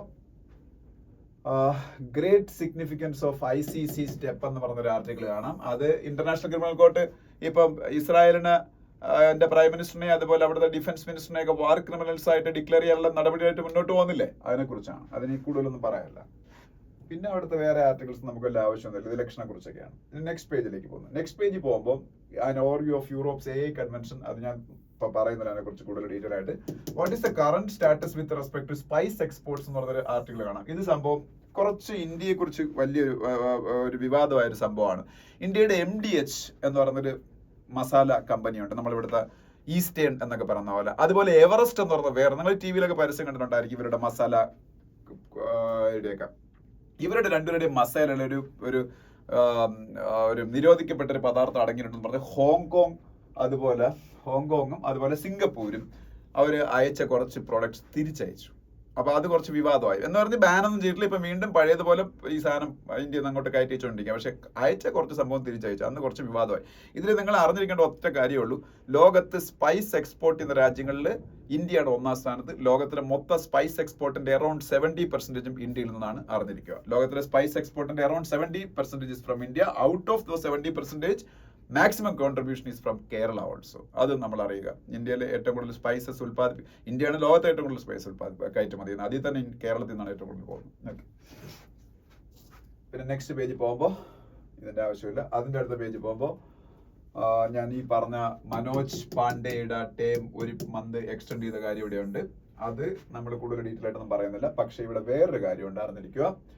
India records trade deficit with 9 of the top 10 trading partners in 2023-24. ഇന്ത്യയുടെ ഏറ്റവും കൂടുതൽ ഇന്ത്യ ട്രേഡിംഗ് നടത്തുന്ന ലോകത്തിലെ 10 രാജ്യങ്ങൾ എടുത്താൽ ആ 10 രാജ്യങ്ങളിൽ 9 രാജ്യങ്ങളുമായിട്ടും ഇന്ത്യക്ക് ട്രേഡ് ഡെഫിസിറ്റ് ആയിരുന്നാ പറയുന്നത് ഇതിൽ എഴുതിയേക്കുന്നത്. ട്രേഡ് ഡെഫിസിറ്റ് മീൻസ് രണ്ട് രാജ്യങ്ങൾ തമ്മിൽ ഇമ്പോർട്ടും എക്സ്പോർട്ടും നടക്കും. നമ്മൾ കയറ്റുമതിയും ചെയ്യും, അവിടെ നിന്ന് ഇങ്ങോട്ട് ഇറക്കുമതിയും ചെയ്യും. ഇറക്കുമതി കൂടിയിരിക്കുകയും കയറ്റുമതി കുറഞ്ഞിരിക്കുകയും ചെയ്യുമ്പോൾ നമുക്ക് എന്ത് സംഭവിക്കും? അങ്ങോട്ട് കൂടുതൽ കാശ് കൊടുക്കേണ്ടി വരും. അപ്പോൾ എന്ത് ചെയ്യും? അതിനാണ് ട്രേഡ് ഡെഫിസിറ്റ് എന്ന് പറയുന്നത്. ഇപ്പം നമ്മൾ ചൈനയുടെ കേസ് അടിക്കുകയാണെങ്കിൽ ചൈനയിൽ നിന്ന് നമ്മൾ ഒരുപാട് ഇങ്ങോട്ട് ഇറക്കുമതി ചെയ്യുന്നു, അങ്ങോട്ട് കയറ്റുമതി ചെയ്യുന്ന കുറവാണ്. റഷ്യയുടെ കേസ് എടുത്താലും ഇത് തന്നെയാണ് അവസ്ഥ. സൗത്ത് കൊറിയയുടെ കേസ് എടുത്താലും ഇത് തന്നെയാണ് അവസ്ഥ. അങ്ങനെ കുറേ രാജ്യങ്ങളുടെ കാര്യം ഇതിൽ പറയുന്നുണ്ട്. സോ നമ്മളുടെ എക്സ്പോർട്ട് കുറഞ്ഞിരിക്കുകയും ഇമ്പോർട്ട് കൂടിയിരിക്കുകയും ചെയ്യുമ്പോൾ അവർ outward remittances will be more. So outward remittances കൂടിയിരിക്കുമ്പോൾ അതിനെ ട്രേഡ് ഡെഫിസിറ്റ് എന്ന് പറയും. ഇങ്ങനെ എല്ലാ രാജ്യങ്ങളെയും കൂടെ നമ്മൾ ട്രേഡ് ഡെഫിസിറ്റ് ആണോ സർപ്ലസ് ആണോ നമ്മൾ കച്ചവടം നടത്തുന്ന രാജ്യങ്ങളായിട്ട് കമ്പയർ ചെയ്ത് നോക്കുമ്പോൾ ഫൈനലി ഇന്ത്യ എന്നുള്ള രാജ്യത്തിന് ട്രേഡ് ഡെഫിസിറ്റ് ആണോ ട്രേഡ് സർപ്ലസ് ആണോ എന്ന് കിട്ടും. ഇന്ത്യക്ക് മിക്കവാറും എപ്പോഴും ട്രേഡ് ഡെഫിസിറ്റ് ആയിരിക്കും. ട്രേഡ് ഡെഫിസിറ്റ് കൂടുന്ന ഒരിക്കലും നല്ലതല്ല. ട്രേഡ് ഡെഫിസിറ്റ് കൂടുമ്പോൾ എന്ത് സംഭവിക്കുന്നു വെച്ചാൽ നമ്മൾ കൂടുതലായിട്ട് നമ്മളുടെ രൂപ കൺവെർട്ട് ചെയ്ത് ഡോളറിലേക്ക് മാറ്റിയിട്ട് ഡോളർ കൂടുതലായിട്ട് ഔട്ട്വേർഡ് രാജ്യങ്ങളിലേക്ക് പേ ചെയ്യേണ്ടി വരും. അപ്പൊ നമ്മളുടെ രൂപയുടെ വാല്യൂ കുറയും, രൂപയുടെ വാല്യൂ ഡിപ്രീഷിയേറ്റ് ചെയ്യും. That is the undesirable consequence of trade deficit. അപ്പൊ അതുകൊണ്ട് ട്രേഡ് ഡെഫിസിറ്റ് കൂടും നല്ലതല്ല. അതുകൊണ്ടാണ് ഇതിനെ കുറിച്ചൊരു ന്യൂസ് കൂടെ വരുന്നത്. ട്രേഡ് ഡെഫിസിറ്റ് കൂടിയ വേറൊരു കുഴപ്പം കൂടെ ഉണ്ട്. കറണ്ട് അക്കൗണ്ട് ഡെഫിസിറ്റ് കൂടും. കറണ്ട് അക്കൗണ്ട് ഡെഫിസിറ്റ് എന്ന് പറഞ്ഞാൽ നമ്മൾ വിദേശങ്ങളിലേക്ക് കൊടുക്കുന്ന എല്ലാ പേയ്മെന്റും അവിടെ നിന്ന് ഇങ്ങോട്ട് കിട്ടുന്ന എല്ലാ പേയ്മെന്റും തമ്മിലൊരു ഡിഫറൻസ് ആണ്. എല്ലാ പേയ്മെന്റ് എന്ന് പറഞ്ഞാൽ കച്ചവടത്തിൽ നിന്ന് മാത്രമല്ലല്ലോ നമുക്ക് പേയ്മെന്റ് കിട്ടുന്നത്, അല്ലാതെ നമുക്ക് റെമിറ്റൻസസ് വരും. വിദേശ രാജ്യങ്ങളിൽ ജോലി ചെയ്യുന്ന ആൾക്കാർ ഇങ്ങോട്ട് പൈസ അയക്കും, നമ്മളിവിടെ ജോലി ചെയ്യുന്ന വിദേശിയൊക്കെ അങ്ങോട്ട് പൈസ കൊടുക്കുക. അതെല്ലാം ചേർത്താണ് അങ്ങോട്ടും ഇങ്ങോട്ടും പോകുന്ന പൈസയുടെ ഡിഫറൻസ് എടുക്കുന്നതാണ് കറണ്ട് അക്കൗണ്ട് ഡെഫിസിറ്റ്. അതിൽ ഏറ്റവും വലിയ കോൺട്രിബ്യൂഷൻ ട്രേഡ് ഡെഫിസിറ്റ് എന്നാണ് വരുന്നത്. അപ്പൊ ഇന്ത്യക്ക് കറണ്ട് അക്കൗണ്ട് ഡെഫിസിറ്റ് കുറച്ച് കൂടുതലാണ്. കറണ്ട് അക്കൗണ്ട് ഡെഫിസിറ്റ് കൂടുതൽ ഇത് തന്നെയാണ്, കറൻസി വാല്യൂ ഡിപ്രീഷിയേറ്റ് ചെയ്യും ഇന്ത്യയുടെ രൂപ.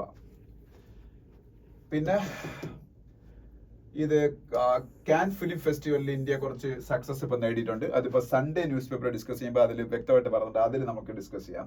ഈ പായൽ കബാഡി എന്ന് പറയുന്ന ഇന്ത്യയുടെ ഒരു ഡയറക്ടറിന്റെ ഫിലിം ആയിട്ടുള്ള all we imagine as light എന്ന് പറയുന്ന മൂവിക്ക് അവാർഡ് കിട്ടിയതിനെ കുറിച്ചും ഒക്കെയാണ് ഈ പറയുന്നത്. നമ്മളുടെ സന്തോഷ് ശിവൻ അവാർഡ് കിട്ടിയതിനെ കുറിച്ചൊക്കെ പറയുന്നുണ്ട്. നമുക്ക് ആ ന്യൂസ് പേപ്പർ ഡിസ്കസ് ചെയ്യുമ്പോൾ പറയാം.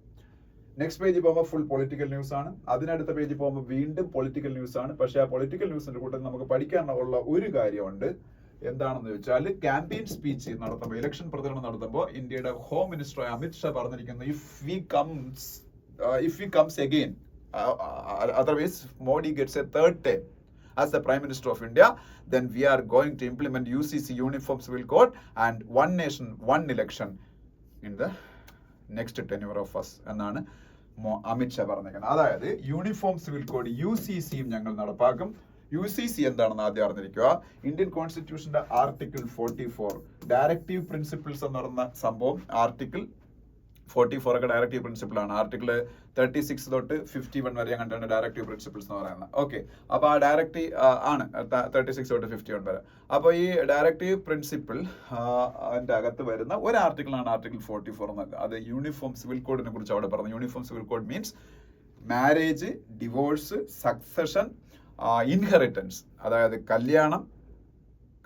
വിവാഹമോചനം, സ്വത്തവകാശം, ദത്തവകാശം, ഇങ്ങനെയുള്ള കാര്യങ്ങളിലെല്ലാം ഹിന്ദുവിനും മുസ്ലിമിനും ക്രിസ്ത്യാനിക്കും എല്ലാവർക്കും ഒരു നിയമം. ഇപ്പൊ അങ്ങനെയല്ല, ഹിന്ദുവിന്റെ നിയമമല്ല മുസ്ലിമിന്റെ നിയമമല്ല ക്രിസ്ത്യാനിയുടെ. ആ നിയമങ്ങളെല്ലാം ഏകീകരിക്കുക എന്ന് പറഞ്ഞാണ് യൂണിഫോം സിവിൽ കോഡ്. ഇന്ത്യൻ കോൺസ്റ്റിറ്റ്യൂഷന്റെ ആർട്ടിക്കിൾ 44 അത് പറയുകയും ചെയ്യുന്നുണ്ട്. അത് നടപ്പാക്കും എന്നുള്ളതാണ് BJPയുടെ വാഗ്ദാനം നെക്സ്റ്റ് ഇലക്ഷൻ വരുമ്പോൾ. ഓൾറെഡി ഇപ്പൊ ഇന്ത്യയിൽ ഒരു സ്റ്റേറ്റിലാണ് നടപ്പാക്കി, ഉത്തരാഖണ്ഡിലാണ് നടപ്പാക്കിയത്. ഉത്തരാഖണ്ഡാണ് ഇന്ത്യക്ക് ഇൻഡിപെൻഡൻസ് കിട്ടിയതിനു ശേഷം ആദ്യമായിട്ട് യൂണിഫോം സിവിൽ കോഡ് നടപ്പാക്കിയ സ്റ്റേറ്റ്. ചിലപ്പോൾ എക്സാമിൽ ചോദിക്കാം. രണ്ടാമതായിട്ട് വൺ നേഷൻ വൺ ഇലക്ഷൻ, അതായത് ഇന്ത്യയിലെ പാർലമെന്റ് ഇലക്ഷൻ, സ്റ്റേറ്റുകളിലെ ഇലക്ഷൻ, പഞ്ചായത്ത് ഇലക്ഷൻ, തദ്ദേശ സ്വയംഭരണ ഇലക്ഷൻ, ഇതെല്ലാം കൂടെ ഒരുമിച്ച് നടത്തും. അതങ്ങനെയാകുമ്പോൾ കുറെ നല്ലതാണ്. പക്ഷേ ഇത് കുറച്ച് ഡിഫിക്കൽട്ട് ആണ്. പക്ഷേ അതും നടപ്പാക്കും നെക്സ്റ്റ് ഇലക്ഷനിൽ നിന്നാണ്, നെക്സ്റ്റ് ഗവൺമെന്റിന്റെ പീരീഡ് ഇരുന്നത്. പക്ഷെ അതിനെന്ത് വേണം? മോഡി വീണ്ടും ഇന്ത്യയുടെ പ്രൈം മിനിസ്റ്റർ ആയിട്ട് തിരിച്ചു വരണം. ഓക്കെ, ഉറപ്പില്ല അങ്ങനെ വരുമെന്ന്. അപ്പൊ എന്തായാലും അത് അടുത്ത ആഴ്ച അറിയാം. അപ്പൊ അതാണ് മറ്റൊരു സംഭവം ഇവിടെ പറയാനുള്ളത്. ഇനി അതിനടുത്ത പേജിലേക്ക് പോകുമ്പോൾ മണി വൈസ് എന്ന് പറയുന്ന പേജാണ്, അത് ഡിസ്കസ് ചെയ്യാനില്ല. അതിന്റെ അടുത്ത പേജിലേക്ക് പോകുമ്പോൾ കുറച്ച് കാര്യങ്ങൾ പറയാണ്ട്. ഒരു കാര്യം, തൈവാന്റെ പ്രസിഡന്റിന്റെ ചില കാര്യങ്ങളാണ്. തൈവാൻ പ്രസിഡന്റ് ചൈനയുമായിട്ട് നല്ലൊരു റിലേഷൻഷിപ്പിൽ പോകാൻ ആഗ്രഹിക്കുന്ന പറയുന്നത്. പക്ഷെ ചൈന തൈവാനെ എൻസർക്കിൾ ചെയ്ത് മിലിറ്ററി എക്സർസൈസ് ഒക്കെ ഇപ്പൊ നടത്തിയതേ ഉള്ളൂ. തൈവാനിലെ പുതിയ പ്രസിഡന്റ് വന്നപ്പം അവർക്ക് ഇഷ്ടപ്പെട്ടില്ല. തൈവാനിലെ പുതിയ പ്രസിഡന്റ് വന്നേക്കാണ്. അവിടെ ഡെമോക്രാറ്റിക്കലി ഇലക്ടഡ് ആയിട്ടുള്ള പുതിയ പ്രസിഡന്റ് ആയിട്ട് ലായ് ചിങ്തേ വന്നു. ലായ് ചിങ്, CHING, ചിങ്, ഒരു ഹൈഫൻ ഇടുക, എന്നിട്ട് TE, Lai ചിങ്തേ. He is the new president of Taiwan. So China wants to unify Taiwan with, അല്ലെങ്കിൽ തൈവാനെ ചൈനയുമായിട്ട് യൂണിഫൈ ചെയ്യാനാണ് അവർ ആഗ്രഹിക്കുന്നത്. ഹോങ്കോങ്ങിനെയൊക്കെ യൂണിഫൈ ചെയ്തുകൊണ്ട് വൺ ചൈന എന്ന് പറയുന്നൊരു പോളിസി നടപ്പാക്കാനാണ് ചൈന ആഗ്രഹിക്കുന്നത്. അപ്പം അതിന് ഡെമോക്രാറ്റിക്കലി ഇലക്ടഡ് ഗവൺമെന്റ് എന്ന് പറയുന്നത് തൈവാനിൽ അവർക്കതൊരു സ്റ്റംബ്ലിംഗ് ബ്ലോക്ക് ആയിരിക്കും. So they are conducting some exercise to intimidate Taiwan. Recent ആയിട്ട് അതൊക്കെയാണ് നടന്നുകൊണ്ടിരിക്കുന്നത്. പക്ഷേ അതിനെക്കുറിച്ചൊരു ന്യൂസ് ഒക്കെയാണ് ഇവിടെ ഉള്ളത്. പിന്നെ China Japan premiers in South Korea for a rare trilateral summit എന്ന് പറയുന്നൊരു ന്യൂസ് കാണാം. അപ്പം ചൈനയും സൗത്ത് കൊറിയയും SK എന്ന് എവിടെ എഴുതുന്നുള്ളൂ, സൗത്ത് കൊറിയ, ജപ്പാൻ, ഈ 3 രാജ്യങ്ങളുടെ ചേർന്ന ഒരു സമ്മിറ്റ് നടക്കാൻ പോയാണ്. അവിടുത്തെ പ്രൈം മിനിസ്റ്റേഴ്സ് ആണ് മെയിൻ ആയിട്ട് അതിൽ പങ്കെടുക്കുന്നത്. ചൈനയുടെ പ്രൈം മിനിസ്റ്റർ ലീ ഖിയാങ് ആണ്, ചൈനയുടെ പ്രൈം മിനിസ്റ്റർ ലീ ഖിയാങ്. ജപ്പാന്റെ prime minister Fumio Kishida. South കൊറിയക്ക് പ്രൈം മിനിസ്റ്റർ ഉണ്ടോ എന്ന് എനിക്ക് അറിഞ്ഞൂടാ. സൗത്ത് കൊറിയക്ക് പ്രസിഡന്റ് ആണ് ഈ ഫോട്ടോയിൽ കാണിച്ചിരിക്കുന്നത്. എനിക്കൊന്ന് സൗത്ത് കൊറിയക്ക് ഒരുപക്ഷെ പ്രസിഡന്റ് കാണുള്ളായിരിക്കും, അത് അറിഞ്ഞിരിക്കുക. സൗത്ത് കൊറിയയുടെ പ്രസിഡന്റ് ആണ്. ഇത് രണ്ടും പ്രൈം മിനിസ്റ്റേഴ്സ് ആണ്. സൗത്ത് കൊറിയയുടെ president Yoon Suk Suk Yeol Yoon Suk YOON Yoon Suk Suk Yeol YOL. ഇതാണ് സൗത്ത് കൊറിയയുടെ പ്രസിഡന്റ്. പിന്നെ in Berlin for state visit Macron makes plea to defend democracy എന്നൊരു ന്യൂസ് കാണാം. ഇപ്പൊ ഫ്രാൻസിലേക്ക് ഉടനെ ഇലക്ഷൻ വരുന്നുണ്ട്. എനിക്ക് തോന്നുന്നു ജർമ്മനിയിൽ ഇലക്ഷൻ ഉണ്ടെന്ന് തോന്നുന്നു. Almost every countries are going to election in the year of 2024. So 2024 is the year having the maximum number of elections in the world. അങ്ങനെ ഒരു ഡിസ്റ്റിങ്ഷൻ ഈ 2024 അപ്പം ഇലക്ഷൻ എന്നൊക്കെ നേരിടാൻ പോകുന്ന ഫ്രാൻസിന്റെ president Emmanuel Macron is on A state visit in Germany. അപ്പൊ Germany എന്ന് പറഞ്ഞ മറ്റൊരു യൂറോപ്യൻ കൺട്രിയാണ്. ജർമ്മനിയുടെ ചാൻസലർ ആണ്. ജർമ്മനിക്ക് പ്രസിഡന്റ് ഉണ്ട്, പക്ഷെ ജർമ്മനിയിൽ അവിടുത്തെ ചാൻസലർ ആണ് മോസ്റ്റ് പവർഫുൾ പൊസിഷൻ. ജർമ്മനിയുടെ ചാൻസലർ എന്ന് പറഞ്ഞ ഒലാഫ് ഷോൾസ് ആണ്. Olaf Scholz SHOL. ഫ്രാൻസിൻ്റെത് ഇമാനുവൽ മാക്രോൺ. ഈ ഫോട്ടോയിൽ കാണുന്നതാണ് Emmanuel Macron. EMMANUEL Macron MACRON. ജർമ്മനിയുടെ പ്രസിഡന്റിന്റെ ഫോട്ടോ ഇവിടെ കാണാം. ഇത് ജർമ്മനിയുടെ ചാൻസലർ ആണ്. He's the most powerful man in Germany because he's ruling Germany. Actually ഇന്ത്യയിൽ പ്രസിഡന്റ് ഉണ്ടെങ്കിലും പ്രൈം മിനിസ്റ്റർ അല്ലേ മോസ്റ്റ് പവർഫുൾ എന്ന് പറഞ്ഞവരാണ്. പക്ഷേ ജർമ്മനിക്ക് ഒരു പ്രസിഡന്റ് ഉണ്ട്. ജർമ്മനിയുടെ പ്രസിഡന്റിന്റെ പേര് Frank Walter WALTER Frank Walter Steinmeier എന്നാണ്. STEINMEIR. ഫ്രാങ്ക് വാൾട്ടർ സ്റ്റെയിൻമർ ആണ് ജർമ്മനിയുടെ president. Okay.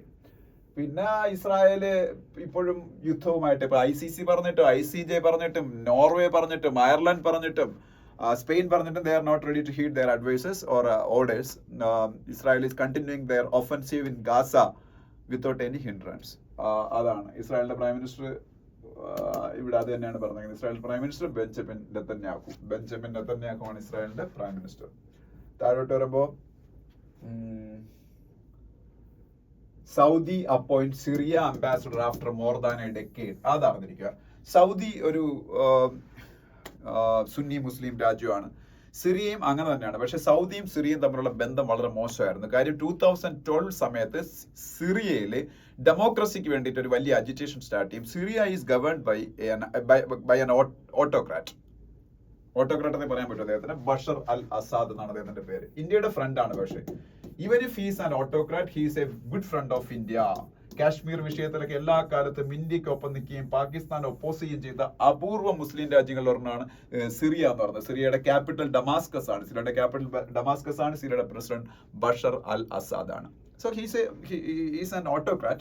In 2012, people of Syria revolted against the presidency of Bashar al-Assad and they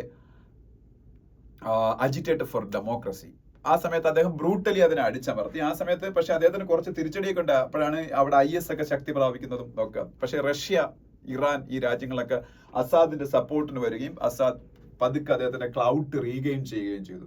പക്ഷെ ആ സമയത്ത് സൗദി അവരുമായിട്ടുള്ള ബന്ധമൊക്കെ അവസാനിപ്പിച്ചായിരുന്നു. അവരുടെ അംബാസിഡറിനൊക്കെ തിരിച്ചു വിളിച്ചു. പക്ഷേ again under the mediation of China Syria and Saudi decided to normalise their relation. ഒരു ലാസ്റ്റ് 2-3 മാസം മുമ്പാണ് അതൊക്കെ സംഭവിച്ചത്. ഇറാനും ആ സമയത്ത് സൗദിയായിട്ടുള്ള പ്രശ്നമൊക്കെ നോർമലൈസ് ചെയ്തു. ആരുടെ മീഡിയേഷനിലാണ്? ചൈനയുടെ. അപ്പൊ ഇവർ വീണ്ടും പരസ്പരം അംബാസിഡേഴ്സിനൊക്കെ അപ്പോയിന്റ് ചെയ്യാൻ തീരുമാനിച്ചു. അതാണ് സൗദി അപ്പോയിന്റ് സിറിയ അംബാസിഡർ എന്ന് പറയുന്ന ന്യൂസ്. പിന്നെ സുഡാനെ കുറിച്ചൊരു ന്യൂസ് ഉണ്ട്. Sudan again an African country, a Muslim majority country which is in turmoil. Sudan അവിടെയും ഭയങ്കര പ്രോബ്ലം ആണ്. അവിടെ 2 ഗ്രൂപ്പുകൾ തമ്മിൽ പട്ടാളമാണ് അവിടെ ഭരിക്കുന്നത്. പട്ടാളവും അവിടുത്തെ പാരാമിലിറ്ററിയും തമ്മിലാണ് അവിടുത്തെ അടി എന്ന് പറയുന്നത്. ഇന്ത്യയിലെ പട്ടാളം പാരാമിലിറ്ററി അറിയാലോ. ഇന്ത്യയിലെ ഏറ്റവും വലിയ പാരാമിലിറ്ററി ഗ്രൂപ്പ് CRPF ആണ്. പിന്നെ ITBP, BSF, ആസാം റൈഫിൾസ്, അങ്ങനെ ഒരുപാട് ഗ്രൂപ്പുകളുണ്ട്. അപ്പൊ ഈ പാരാമിലിറ്ററി ഫോഴ്സ് ഉണ്ട്. പക്ഷെ ഇവിടെ സുഡാനിൽ അവിടെ പട്ടാളമല്ല, പിന്നെ MSF എന്ന് പറയുന്നൊരു അവിടുത്തെ ഒരു പാരാമിലിറ്ററി ഗ്രൂപ്പ് ഉണ്ട്. ഇവർ തങ്ങളിൽ ഭയങ്കര അടിയ, അങ്ങനെ അവിടെ പ്രോബ്ലം നടന്നുകൊണ്ടിരിക്കുക. എന്തായാലും അവിടെ മെയിൻലി റൂൾ ചെയ്യുന്നത് പട്ടാളത്തിന്റെ ചീഫാണ് അബ്ദൽ ഫത്ത അൽ ബുർഹാൻ എന്നാണ് അദ്ദേഹത്തിന്റെ പേര്. അബ്ദൽ ഫത്ത അൽ ബുർഹാൻ. ഈ സുഡാന്റെ ക്യാപിറ്റൽ ഖാർത്തും ആണ്. KHARTOUM എന്നാണ് തോന്നുന്നു, ഖാർത്തും സുഡാന്റെ ക്യാപിറ്റൽ. ഇനി നെക്സ്റ്റ് പേജ് പോകുമ്പോൾ ഒരു ഫുൾ പേജ് നിറയെ കൊൽക്കത്ത നൈറ്റ് റൈഡേഴ്സിന്റെ വിക്ടറി സെലിബ്രേഷനെ കുറിച്ചാണ്. അവർക്ക് 3-ാം തവണയാണ് ശ്രേയസ് അയ്യർ ലീഡ് ചെയ്ത കൊൽക്കത്ത നൈറ്റ് റൈഡേഴ്സിന് IPL കിരീടം കിട്ടുന്നത്. ഷാരൂഖ് ഖാൻ ആണ് main owner of Kolkata Knight Riders team. അവർക്ക് വേറെ സ്റ്റേക്ക് ഹോൾഡേഴ്സ് ഒക്കെ ഉണ്ട്, എന്നാലും മെയിൻലി ഷാരൂഖ് ഖാൻ ആണ്. അപ്പൊ അതിനെ കുറിച്ചൊരു ന്യൂസ് കാണാം. അതിന്റെ അടുത്ത പേജിൽ പോകുമ്പോൾ ഫ്രഞ്ച് ഓപ്പൺ സ്റ്റാർട്ട് ചെയ്തതിനെ കുറിച്ചാണ്. ഞാൻ ഓൾറെഡി പറഞ്ഞിട്ടുണ്ട് ഫ്രഞ്ച് ഓപ്പൺ എന്താണെന്ന്. വേൾഡില് മെയിൻ ആയിട്ട് 4 മേജർ ടെന്നീസ് ടൂർണമെന്റുകളാണ് ഉള്ളത്. അവരെ ഗ്രാൻഡ് സ്ലാംസ് എന്നറിയപ്പെടുന്ന ഗ്രാൻഡ് സ്ലാം ടെന്നീസ് ടൂർണമെന്റിൽ ആദ്യത്തേതാണ് Australian open that is over. Next grand slam tennis tournament in A year is French open. അതാണ് ഇപ്പൊ നടന്നുകൊണ്ടിരിക്കുന്ന ഫ്രഞ്ച് ഓപ്പൺ. ഇനി ഇത് കഴിയുമ്പോൾ ഇംഗ്ലണ്ടിൽ വെച്ച് വിംബിൾഡൺ നടക്കും. വിംബിൾഡൺ എവിടെയാണ് നടന്നിരിക്കുക? ഇംഗ്ലണ്ടില്. അത് കഴിഞ്ഞ് US ഓപ്പൺ. ഇങ്ങനെ 4 ടൂർണമെന്റുകൾ. ഈ ഫ്രഞ്ച് ഓപ്പൺ നടക്കുന്ന മെയിൻ ആയിട്ടുള്ള വെന്യൂവിന്റെ പേര് പഠിച്ചു വെച്ചേക്കണം. റൊളാൻ ഗാരോസ്. ROLAND GARROS. അവിടെ നടന്നുകൊണ്ടിരിക്കുകയാണ്. ഏറ്റവും കൂടുതൽ ഫ്രഞ്ച് ഓപ്പൺ വിൻ ചെയ്ത മനുഷ്യൻ റാഫേൽ നദാലാണ്. 14 times he won French open title. That's why he's known as king of clay എന്നാണ്. കാര്യം ക്ലേ കോർട്ടിലാണ് നടക്കുന്നത്. ക്ലേ കോർട്ടിൽ നടക്കുന്നതുകൊണ്ട് അത് 14 times വിൻ ചെയ്ത സ്പെയിൻകാരനായ റാഫേൽ നദാലിനെ കിങ് ഓഫ് ക്ലേ എന്ന് പറയാനുണ്ട്. ഇപ്പോഴും അദ്ദേഹം കളിക്കുന്നുണ്ട്. പിന്നെ ദീപ കർമാകർ വലിയൊരു നേട്ടം നേടി. ദീപ കർമാകർ എന്ന് പറയുന്ന ഒളിമ്പിക്സിൽ പങ്കെടുത്ത ഇന്ത്യയുടെ ആദ്യത്തെ ജിംനാസ്റ്റ് ആണ്. ജിംനാസ്റ്റിക്സ് എന്ന് പറയുന്ന സംഭവത്തിൽ ഇന്ത്യ അത്ര വലിയ ശക്തിയൊന്നും അല്ല. അതില് റഷ്യയും US-ഉം ചൈനയൊക്കെയാണ്. ഈ Deepa Karmakar is the first Indian woman or man, whatever it may be, the first Indian to participate in Olympics. അത് ദീപ കർമാകർ ആണ്. ഏതാണ്ട് ബ്രോൺസ് മെഡലിന്റെ അടുത്ത് വരെ എത്തിയിട്ട് അവർക്ക് കിട്ടിയില്ല. ഇപ്പൊ അവർ വീണ്ടും ഒരു നേട്ടം നേടി. ഏഷ്യൻ സീനിയർ ജിംനാസ്റ്റിക് ചാമ്പ്യൻഷിപ്പിൽ ഗോൾഡ് മെഡൽ നേടുന്ന ആദ്യത്തെ ഇന്ത്യക്കാരി. ഏഷ്യൻ സീനിയർ ജിംനാസ്റ്റിക് ചാമ്പ്യൻഷിപ്പിൽ ഗോൾഡ് മെഡൽ നേടുന്ന ഫസ്റ്റ് ഇന്ത്യൻ ദീപ കർമാകർ. പിന്നെ ഫോർമുല 1 കുറിച്ചുണ്ട്. ഫോർമുല 1 മൊണാക്കോ ഗ്രാൻഡ് പ്രിക്സ് എന്ന് പറയുന്ന സംഭവം ഫെറാറിയുടെ ചാൾസ് ലെക്ലർക്ക് വിൻ ചെയ്തു. അന്ന് പഠിച്ചാലും കുഴപ്പമില്ല, എന്നാലും ജസ്റ്റ് അറിഞ്ഞിരിക്കുക. ചാൾസ് ലെക്ലർക്ക് ഫെറാറി എന്ന് പറഞ്ഞ ടീമിന്റെ CLERC ആണ്. ഫെറാറിയുടെ ചാൾസ് ലെക്ലർക്ക് ആണ് എന്ത് വിൻ ചെയ്തത്? ഫോർമുല 1 അല്ല, ഫോർമുല 1 മൊണാക്കോ ഗ്രാൻഡ് പ്രിക്സ്. പിന്നെ PV സിന്ധു ഇന്നലെ മലേഷ്യൻ ഗ്രാൻഡ് പ്രിക്സിന്റെ മലേഷ്യൻ മാസ്റ്റേഴ്സ് ടൂർണമെന്റിന്റെ ഫൈനലിൽ വന്നിട്ട് തോറ്റുപോയി. അതിനെ കുറിച്ചൊരു ന്യൂസ് അവിടെ കാണാം. അങ്ങനെ കുറച്ച് കാര്യങ്ങൾ അവിടെ ഉള്ളത്. അപ്പൊ ഇത്രയേ ഉള്ളൂ ഇന്നത്തെ ന്യൂസ് പേപ്പർ. ഇനി ഇന്നലത്തെ നമുക്ക് ഒന്ന് ഓടിച്ചു നോക്കാം. ഓക്കെ,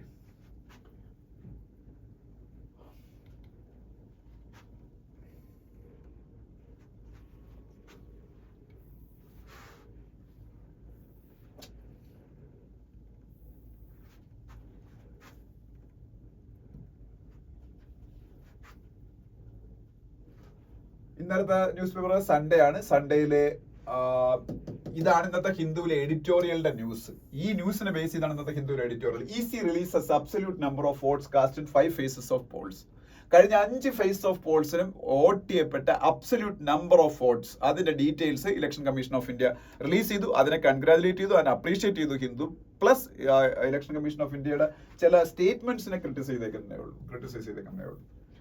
പിന്നെ ലോക്സഭയുടെ 6ാം ഫേസിന്റെ ഇലക്ഷനിലെ വോട്ടർ ടേൺ ഔട്ടിനെ കുറിച്ചൊക്കെ ഇവിടെ ഉണ്ട്. അതൊന്നും നമ്മളടുത്ത് ആരും ചോദിക്കത്തില്ല. So it is not at all needed. Okay, just നമുക്കൊന്നൊരു അക്കാഡമിക് പോയിന്റ് ഓഫ് വ്യൂ ഉണ്ടെങ്കിൽ നോക്കാം, അത്രേ ഉള്ളൂ. പിന്നെ താഴോട്ട് വരുമ്പോ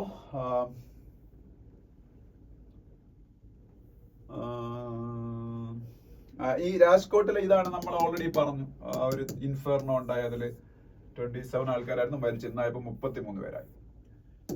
ഈ ന്യൂസ് നമ്മൾ പഠിക്കണം. Bhutan PM എക്സ്റ്റോൾ smart city project. Smart city project നമ്മൾ തിരുവനന്തപുരത്ത് സ്മാർട്ട് സിറ്റി പ്രോജക്ട് നടക്കുന്നുണ്ട്. അതല്ല, സ്മാർട്ട് സിറ്റി പ്രോജക്ട് എന്ന് പറഞ്ഞാൽ urban development initiative government of ഇന്ത്യയുടേതായിട്ടുണ്ട്. Government of India is conducting an urban development initiative known as smart city project. 100 big cities in India are covered under this project. Out of those 100 cities, 2 are from Kerala, Trivandrum and Kochi. That is smart city project. അതുമായിട്ട് യാതൊരു കോറിലേഷനും ഇല്ല. Bhutan is another country. It is an international project. ഈ smart city project എന്ന് പറയുന്നത് നമ്മളുടെ ആസാമുമായിട്ട് bordering ആയിട്ടുള്ള ഭൂട്ടാന്റെ ഒരു city ഉണ്ട്. ആസാമുമായിട്ട് ബോർഡറിൽ ഭൂട്ടാൻ ഒരു സിറ്റി ഉണ്ട്. പേര് ഗലഫു എന്നാണ്. ഗലഫു, GLEPHU. ഈ ഗലഫു ഇവര് ഭയങ്കര ഒരു സ്മാർട്ട് സിറ്റി ആക്കാൻ പോയാണ്. ആ സ്മാർട്ട് സിറ്റി പ്രൊജക്ട് ഇന്ത്യയിലെ വ്യവസായികളെ കൊണ്ടാണ് അവർ നടപ്പാക്കാൻ പോകുന്നത്. അപ്പൊ അത് ഒരു ഭയങ്കര ഓപ്പർച്യൂണിറ്റിയാണ് ഇന്ത്യൻ വ്യവസായികൾക്ക് എന്നും പറഞ്ഞ് ഭൂട്ടാന്റെ പ്രൈം മിനിസ്റ്റർ പറഞ്ഞേക്കാണ്. ഭൂട്ടാന്റെ പ്രൈം മിനിസ്റ്റർ ഷെറിംഗ് തോബ്ഗെ ആണ്. ഷെറിംഗ് തോബ്ഗെ ഭൂട്ടാന്റെ പ്രൈം മിനിസ്റ്റർ. പക്ഷെ ഭൂട്ടാൻ പ്രൈം മിനിസ്റ്റർ എന്ന് പറയുന്നത് അതിനേക്കാളും മുകളിൽ ഭൂട്ടാൻ കിങ് ആണ്. ഭൂട്ടാന്റെ king supreme authority in Bhutan. കിങ്ങിന്റെ പേര് ജിഗ്മി ഖേസർ വാങ്ചുക് എന്നാണ്. ജിഗ്മി ഖേസർ വാങ്ചുക്. അതും അറിഞ്ഞിരിക്കുക. പിന്നെ അത്രേ ഉള്ളൂ അവിടെ. ഇനി അടുത്ത പേജിലേക്ക് പോകുമ്പോൾ നമുക്ക് വേറെ ന്യൂസുകളുണ്ട്. ഇവിടെ നിങ്ങൾക്ക് സിദ്ധരാമയ്യയുടെ ഫോട്ടോ കാണാം. സിദ്ധരാമയ്യ പറഞ്ഞ കുറച്ച് കാര്യം. സിദ്ധരാമയ്യ ആരാണ്? കർണാടകത്തിന്റെ ചീഫ് മിനിസ്റ്റർ ആണ് സിദ്ധരാമയ്യ. കർണാടകത്തിന്റെ ചീഫ് മിനിസ്റ്റർ. നെക്സ്റ്റ് പേജിൽ പോകുമ്പോ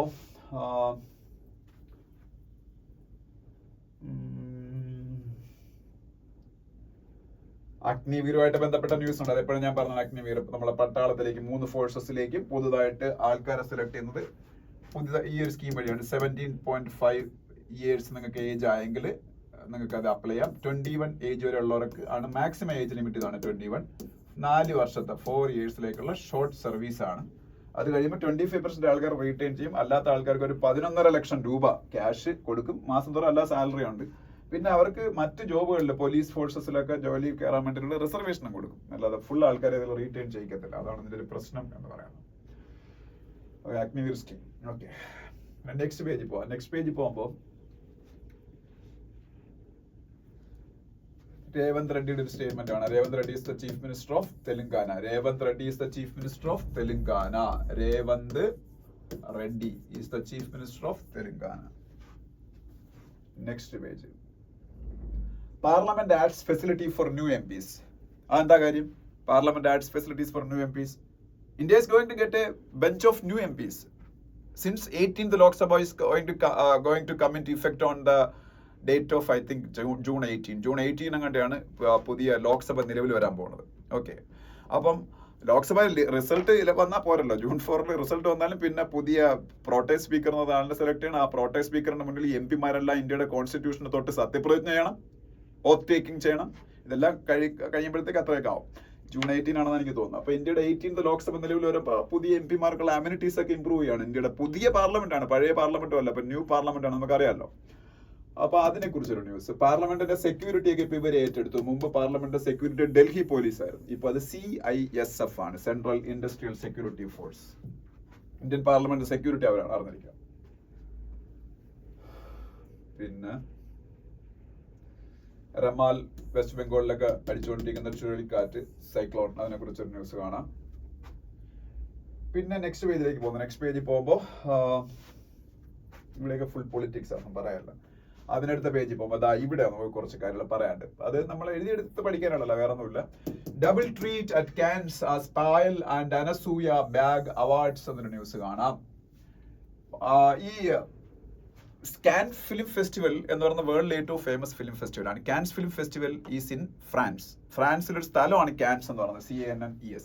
ഈ കാൻസ് ഫിലിം ഫെസ്റ്റിവലിൽ ഏറ്റവും ബെസ്റ്റ് മൂവിക്ക് കൊടുക്കുന്ന അവാർഡ് ഈ അവാർഡാണ്, പാം ഡി ഓർ. പക്ഷെ അത് ഇന്ത്യക്കാർക്കൊന്നും കിട്ടിയില്ല. പാം ഡി ഒരു അപ്പോസ്ട്രോഫി ഇട്ടിട്ട് ഓർ, പാം ഡി ഓർ. അത് കിട്ടിയത് അനോറ എന്ന് പറയുന്ന മൂവിക്കാണ്. അനോറ അത് ഒരു ഇംഗ്ലീഷ് മൂവിയാണെന്ന് തോന്നുന്നു. അപ്പോ സീൻ ബേക്കർ എന്ന് പറഞ്ഞ ആളാണ് ഡയറക്ടർ. ഇത് ജസ്റ്റ് ഒന്ന് അറിഞ്ഞിരുന്നാൽ മതി, ചോദിക്കാൻ ചാൻസ് ഇല്ല, കാര്യം അത് ഇന്ത്യക്കാർക്കല്ല കിട്ടിയത്. ഇനി സെക്കൻഡ് ബെസ്റ്റ് മൂവി കൊടുക്കുന്ന അവാർഡാണ്. India received a double treat at the Cannes Film Festival this year with filmmaker Payal Kapadia taking home the Grand Prix Award എന്ന് പറയും. അതിന്റെ അവാർഡിന്റെ പേര് എന്താണ്? Grand Prix Award. Grand Prix Award. ഇത് കിട്ടിയത് അവരുടെ മൂവിക്കാണ്. അവരുടെ മൂവിയുടെ പേര് All We Imagine As Light. All We Imagine As Light എന്ന് പറയുന്ന മൂവിക്കാണ്.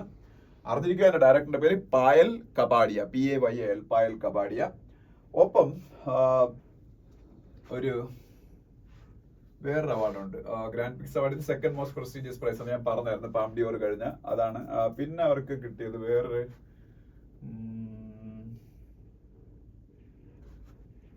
പിന്നെ അനസൂയ സെൻ ഗുപ്ത എന്ന് പറയുന്ന ഇന്ത്യയിലെ ഒരു നടി,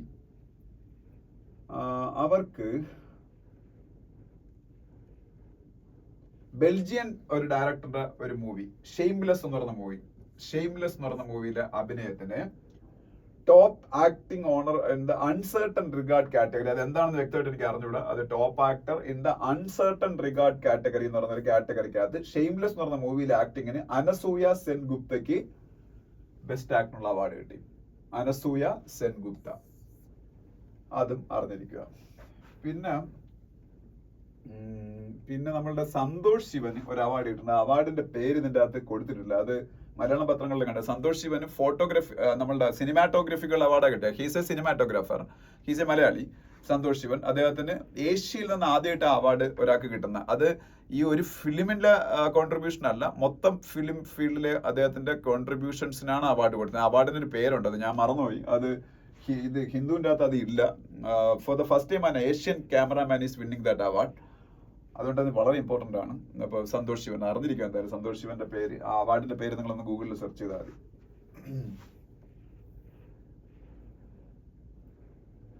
പിന്നീട് വേറെ കാര്യങ്ങൾ നമ്മളോട് പറയാനില്ല. നെക്സ്റ്റ് പേജിൽ പോകുമ്പോൾ LTCG യെ കുറിച്ച് ഒരു ന്യൂസ് ഉണ്ട്. LTCG എന്താണെന്ന് അറിഞ്ഞിരിക്കുക. LTCG അതിന്റെ എക്സ്പാൻഷൻ അറിഞ്ഞാൽ തൽക്കാലം long time capital gain. LTCG എന്താണ്? Long time capital gain. LTCG tax എന്നൊരു ടാക്സ് തന്നെ ഉണ്ട്, long time capital gain tax. Long time capital gain tax ഉദാഹരണം പറയുകയാണെങ്കിൽ ഇപ്പൊ ഞാനിപ്പം ഒരു 5 ലക്ഷം രൂപ ഷെയർ വാങ്ങിയെന്ന് കരുതിക്കോ, നമ്മളെ ഷെയർ മാർക്കറ്റിൽ നിന്ന്. ആ ഷെയർ മാർക്കറ്റിൽ എന്റെ 5 ലക്ഷം രൂപ എന്ന് പറയുന്നത് അടുത്ത വർഷം 6 ലക്ഷം ആയെന്ന് കരുതിക്കോ. ഒരു ഫിനാൻഷ്യൽ ഇയറിൽ എനിക്കുണ്ടായ ക്യാപിറ്റൽ ഗെയിൻ 5 lakhs ആയിരുന്നു 6 lakh ആയിട്ട് മാറി. 1 ലക്ഷമെങ്കിലും മിനിമം ക്യാപിറ്റൽ ഗെയിൻ ഉണ്ടായാൽ അതിന്റെ 10% ഗവൺമെന്റ് ഓഫ് ഇന്ത്യക്ക് ടാക്സ് ആയിട്ട് കൊടുക്കണം. 1 ലക്ഷം രൂപ ക്യാപിറ്റൽ ഗെയിൻ ഉണ്ടായി കൊടുത്താൽ മതി. 2 ലക്ഷം 3 ലക്ഷം അങ്ങനെ ലക്ഷം കൂടി പോകുന്ന തോറും ഈ ക്യാപിറ്റൽ ഗെയിൻ്റെ ടാക്സിന്റെ സ്ലാബിലൊക്കെ വ്യത്യാസം വരും. അപ്പൊ എന്റെ 5 ലക്ഷം 5.5 ലക്ഷമായിട്ടാണ് മാറിയെങ്കിൽ ഞാൻ ഒരു ടാക്സും കൊടുക്കണ്ട. പക്ഷെ 5 ലക്ഷം 6 ലക്ഷമായിട്ട് മാറിയാൽ മിനിമം 1 lakh ക്യാപിറ്റൽ ഗെയിൻ എനിക്ക് ഉണ്ടായാൽ I should pay a tax to government of India. That tax is known as LTCG tax, capital gain, long time capital gain tax. അറിഞ്ഞിരിക്കുക. പിന്നെ ഇന്ത്യയില് റിലയൻസിന്റെ വിയാകോം 18 സ്റ്റാർ ഇന്ത്യയും കൂടെ മെർജ് ചെയ്യാൻ പോയാണ്. അത് ഞാൻ നിങ്ങളുടെ മുമ്പ് പറഞ്ഞിട്ടുള്ളതാണ്. വിയാകോം 18 എന്ന് പറയുന്നതാണ് ഈ നമ്മളുടെ ജിയോ സാവൻ ചാനലും നമ്മളെ ജിയോ സിനിമയൊക്കെ ഇല്ലേ, അതെല്ലാം വിയാകോം 18 എന്ന് പറയുന്ന റിലയൻസിന്റെ കമ്പനിയുടെ അണ്ടറിൽ വരുന്നത്.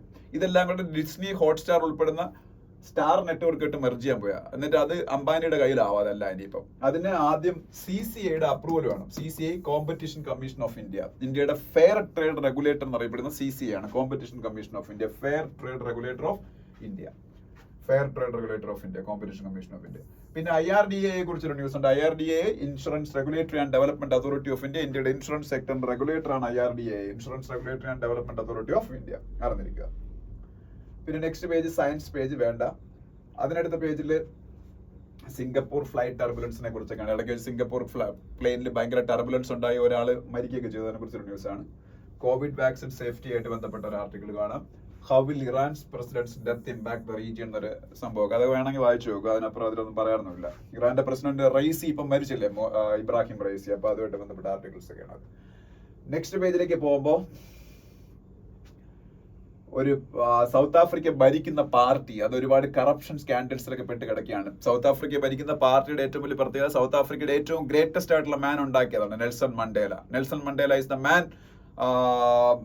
എന്താ പറയുക, the greatest ever man produced by South Africa. He fought against apartheid and he was in jail for around 27 years.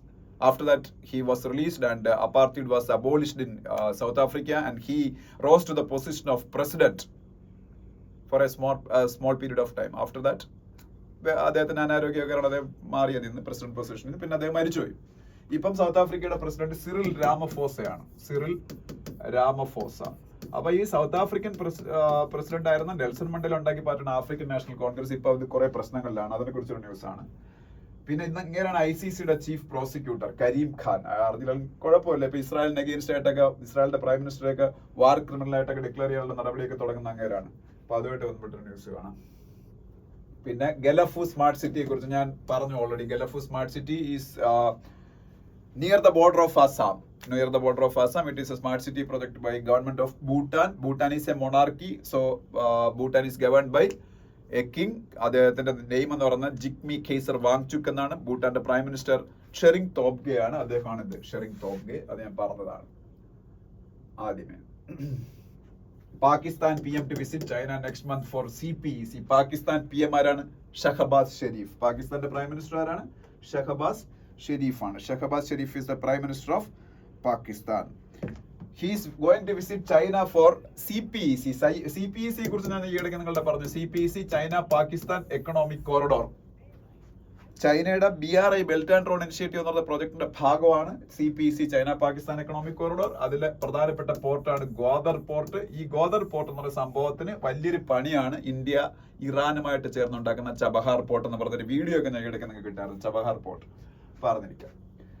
പിന്നെ മാൽദീവ്സിന്റെ പ്രസിഡന്റ് മുഹമ്മദ് മൊയ്സുവിനെ കുറിച്ചൊരു ന്യൂസ് കാണാം. Mohamed Muizzu is the president of Maldives. Mohamed Muizzu MUIZZU. G7 meeting ഇപ്പൊ ഇറ്റലി വെച്ചാണ് നടക്കുന്നത്. G7 group of 7 Nations.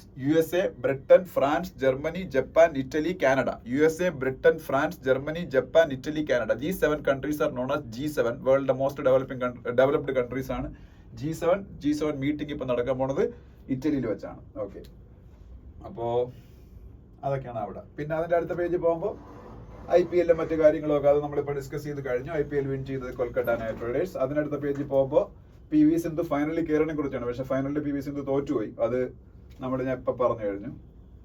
പിന്നെ para world athletic championship നടക്കുന്നത് എവിടെയാണെന്ന് പറഞ്ഞു. പാരാ വേൾഡ് അത്ലറ്റിക്, അതായത് ഫിസിക്കലി ചലഞ്ചഡ് ആയിട്ടുള്ള ആൾക്കാർക്ക് വേണ്ടിയിട്ടുള്ള world athletic championship, para world athletic championship നടക്കുന്നത് കോബ് എന്ന് പറയുന്ന സിറ്റിയിലാണ്. കോബീസ് ഇൻ ജപ്പാൻ. കോബ്. അപ്പൊ ഇത്രയാണ് നമ്മൾ ഇന്നത്തെ 2 ദിവസത്തെ ഹിന്ദു ന്യൂസ് പേപ്പർ. എല്ലാവരും വീഡിയോ കണ്ട് നോട്ട് എഴുതി എടുക്കുക. Thank you.